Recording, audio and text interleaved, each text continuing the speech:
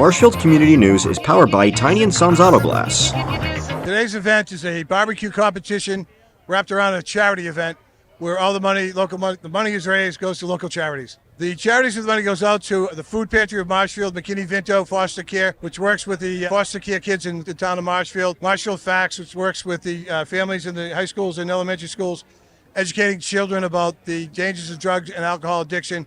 Gold Star Wives of Greater Boston, who help homeless vets and also do a wreath-laying ceremony down at the Bourne National Cemetery in December, as well as the North Community Church Adult and Youth Mission. Rib Cook-Off is held the second Saturday in September every year at the Marshfield Fairgrounds. I think the fact that it is very inexpensive to come here, a family of four can come here, have a great day, not spend a lot of money. There are good things for the kids to do as far as arts and crafts, and the fact that you can sample up to 26, 27 different ribs if you so choose. My wife, fiance at the time, happened to point out that this was an annual event, and we did some research and some looking into it.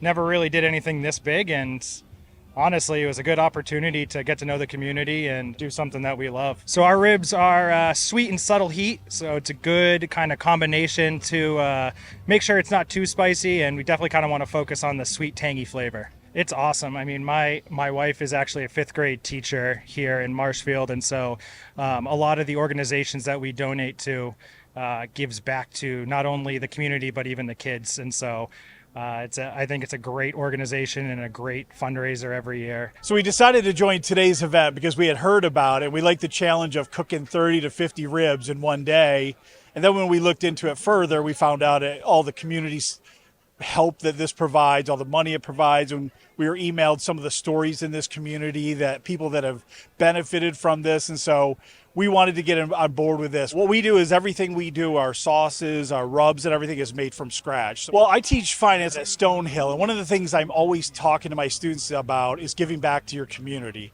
And when I take on a venture like this of giving back to my community, it's what I'll talk about Monday morning in class. I'll show them, hey, I was in Marshfield in this barbecue competition, so I want them to understand some of that money should go back to their community. I like cooking ribs. I want to give back to the community, so I'm very happy to be here. Love cooking ribs. Cooking professionally for over 15 years, living my dream, trying my best. I think it brings an awareness and an understanding of the need that there is in the community, but it also brings an understanding that this is a really good community. Marshfield's a great place to be.